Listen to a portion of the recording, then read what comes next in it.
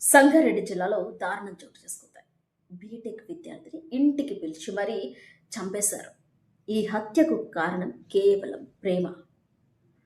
శ్రీజ, సాయి ఇద్దరు కొన్నేళ్లుగా ప్రేమించుకుంటూ ఉన్నారు. అమ్మాయికి సంబంధించిన వారికి ఈ విషయం తెలిసి వాళ్ళ తల్లిదండ్రులు అబ్బాయికి ఎన్నోసార్లు వార్నింగ్ ఇచ్చారు.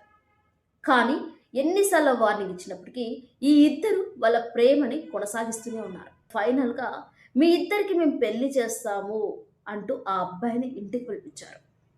అక్కడికి వెళ్ళాకే సీన్ మొత్తం మారిపోయింది. ఎంతో నమ్మకంతో అక్కడికి వెళితే అతను శవంగా తిరిగి వచ్చాడు.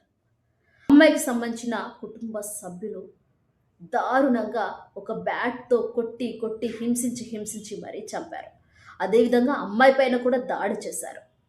ఈ విషయంలో ఇక ఫ్రెండ్స్ మాటల్లో విన్నట్లయితే అతను ఎంతో హెల్తీ అండ్ స్టాండర్డ్ పర్సన్. కేవలం ఒక దెబ్బ బ్యాట్తోనే అతను చనిపోలేదు. అతన్ని చాలా హింసించి హింసించి హింసించి మరీ చంపారు. మేము అతన్ని చూసాము. కళ్ళ మీద దెబ్బ, చెస్ట్ మీద దెబ్బ, చేతుల మీద దెబ్బలు, చెవు మీద దెబ్బలు, ఇలా ఒక్కొక్క ఎన్నో గాయాలతోనే అతను ఉన్నాడు. చాలా నైట్ అంతా హింసించి హింసించి మరీ చంపారు అన్నట్టుగా ఆ ఫ్రెండ్స్ ఎంతగానో వాపోతూ ఉన్నారు.